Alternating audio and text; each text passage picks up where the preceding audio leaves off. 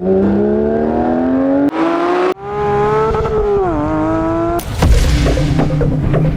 nearly 2 decades, the Porsche Cayman has been the ultimate driver's car, smaller, lighter, and better balanced than the 911, a mid-engine masterpiece that enthusiasts adored. But what if I told you Porsche never wanted it to reach its full potential? What if they deliberately held it back to protect their sacred 911? Detuned engines, long gearing, and strategic limitations, intentional sabotage disguised as product positioning. And now, in 2025, Porsche may be delivering the final blow, an electric Cayman. No flat six, no soul. The execution of a legend. Was this Porsche's plan all along? Has the Cayman been doomed from the start? Buckle up, because we're about to uncover the shocking truth behind Porsche's biggest betrayal. When Porsche introduced the Cayman in 2005, it was more than just a Boxster with a roof. It was a game-changer. The mid-engine layout gave it surgical precision,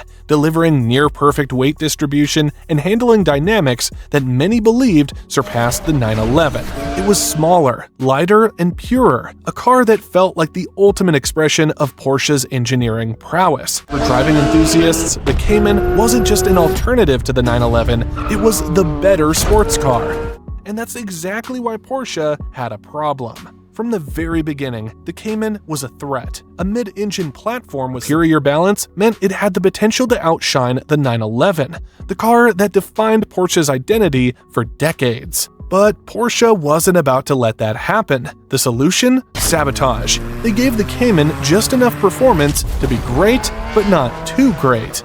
Every generation of the Cayman was strategically held back. It always got a detuned version of the 911's engine, ensuring that it never outpowered its rear engine sibling. Porsche made sure the gearing was absurdly long, crippling acceleration and preventing it from feeling as punchy as it should. Even the suspension was deliberately kept at a lower spec. Where the 911 evolved with advanced multi-link setups, the Cayman was stuck with basic McPherson struts. Every engineering decision was carefully made to maintain the 911's throne, even if it meant holding back what could have been Porsche's greatest driver's car. And the most frustrating part? Enthusiasts knew it. They could feel it. The Cayman had all the ingredients of a world-class sports car, but Porsche refused to let it step out of the 911's shadow. It wasn't a lack of capability. It was a calculated move to ensure that the 911 remained the brand's undisputed flagship. Quick pit stop. If you're enjoying this breakdown and want to see more deep dives into the automotive world, don't forget to hit that subscribe button. It helps us keep bringing you content like this. Now, let's get back to it. Porsche has consistently positioned the Cayman below the 911 by equipping it with less powerful engines. For instance, the first-generation Cayman S featured a 3.4-liter flat-six, producing 295 horsepower, while the contemporary 911 Carrera had a more powerful 3.6-liter engine. This trend continued through the generations, with the 981 Cayman GT4 using a 3.8-liter engine that was detuned compared to the 911 Carrera S of the time. Even in the latest 718 Cayman GT4 RS, which borrows the 4.0-liter engine from the 911 GT3, Porsche ensured it produced slightly less power than its 911 counterpart, maintaining the hierarchy between the models. Another way Porsche has limited the Cayman's potential is through its gearing. The Cayman GT4 is infamous for having excessively long gear ratios, with second gear reaching nearly 80 miles per hour. This choice affects acceleration, making the Cayman feel less responsive in real-world driving conditions, even though the car is capable of much more.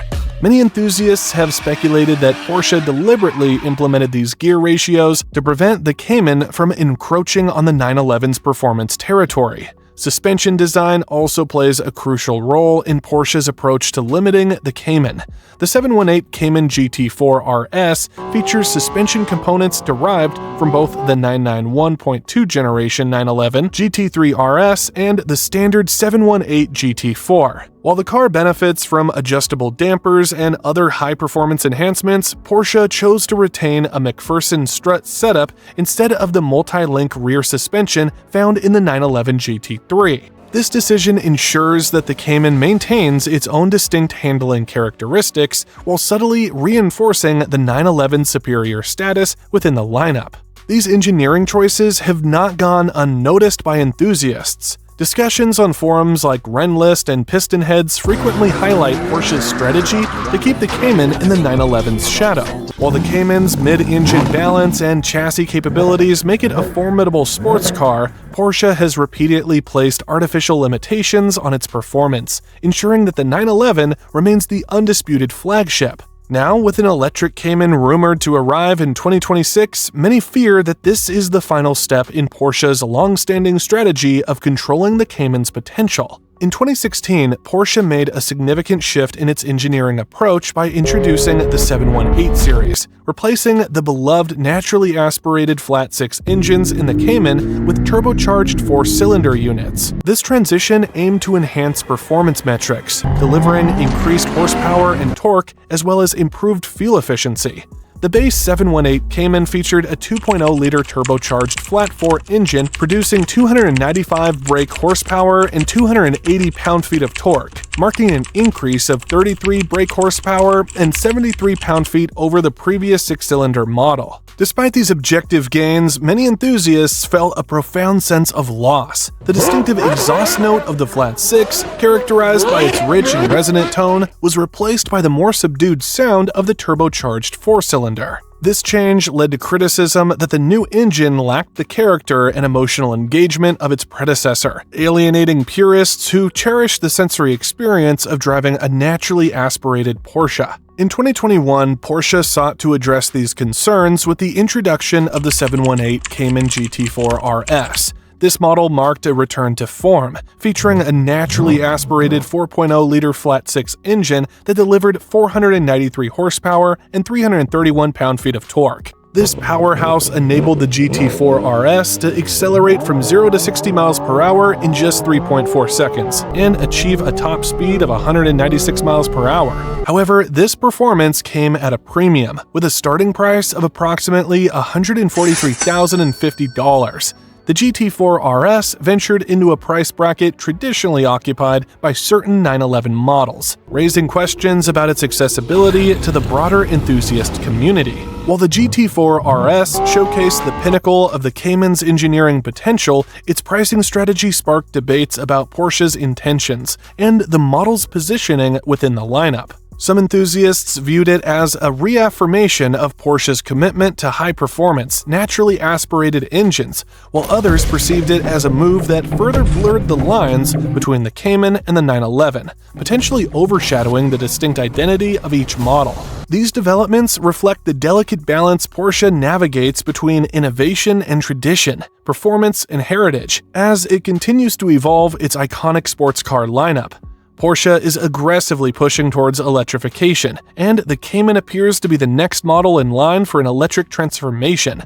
With the Macan EV already out in the market and the automotive industry rapidly shifting towards sustainable propulsion, it's becoming increasingly clear that Porsche intends to phase out internal combustion in its smaller models. While the brand claims this move is about innovation and sustainability, for many enthusiasts, it feels like the final act in a long history of limiting the Cayman's potential. The mid-engine, high-revving flat-six formula that made the Cayman such a driver's delight will likely be replaced with an electric powertrain. No sound, no manual transmission, and a completely different driving experience. This begs the question, why kill the Cayman now? The reality is Porsche has little financial incentive to keep it alive in its current form.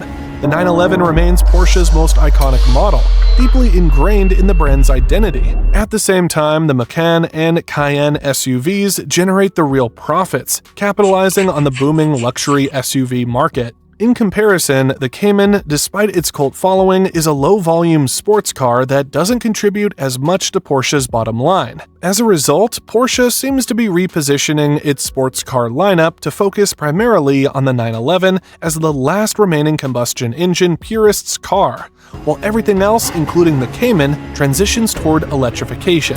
For enthusiasts, this is more than just an engine swap, it's an identity crisis. The Cayman was always the raw, analog, perfectly balanced sports car that many believed outshined the 911 in pure driving feel. But if the next generation Cayman ditches its flat six and manual transmission in favor of an electric drivetrain, will it still be a Cayman? Or will it just be another soulless EV with a Porsche badge? Porsche has already faced backlash over the 718's switch to a turbocharged four-cylinder in 2016, and an all-electric Cayman might push many loyal fans over the edge. At its core, this move highlights a shift in Porsche's priorities, from a company that once built cars for purists to one that focuses on profitability and mass-market appeal. The reality is that Porsche doesn't need the Cayman anymore. The brand has moved beyond relying on entry-level sports cars to survive, and in a world where the 911 remains untouchable and SUVs dominate sales, the Cayman has become expendable. This raises a final crucial question. Is this truly the end of the Cayman as we know it, or will Porsche find a way to make an electric Cayman worthy of its legendary name?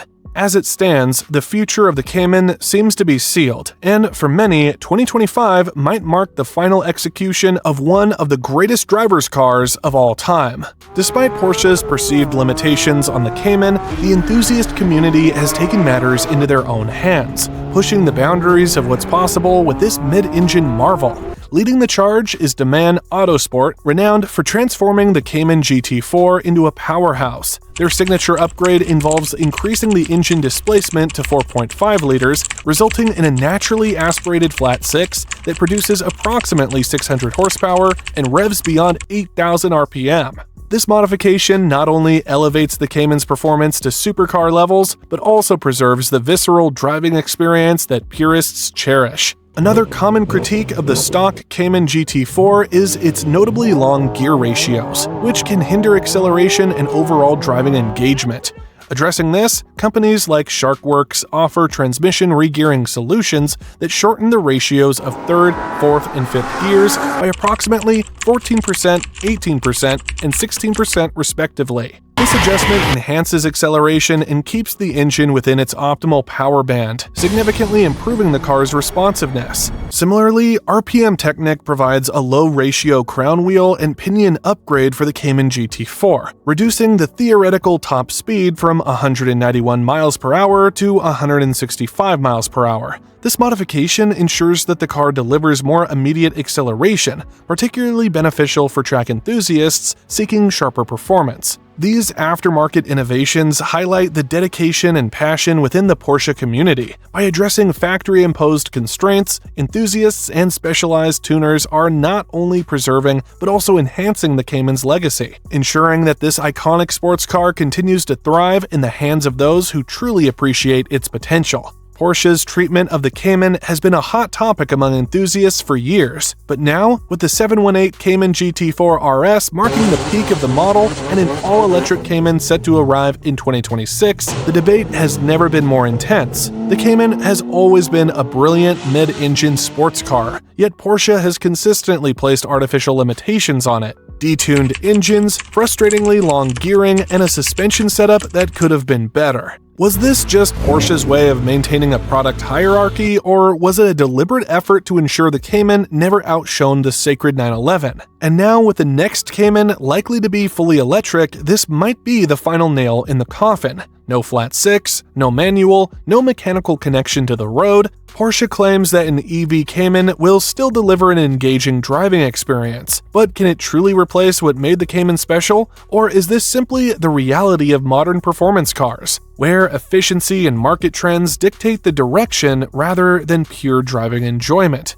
So, what do you think? Has Porsche been sabotaging the Cayman all along to protect the 911, or is this just a smart business move to keep the brand profitable? Should Porsche have let the Cayman reach its full potential, or was keeping it in check the right decision? And with an electric Cayman on the horizon, is this the final execution of one of Porsche's greatest driver's cars? Drop a comment below and let's get this debate going. If you're passionate about pure analog sports cars, hit that like button, subscribe for more, and stay tuned because this conversation is far from over. Is the Cayman's soul truly gone, or is there still hope? Prove us wrong.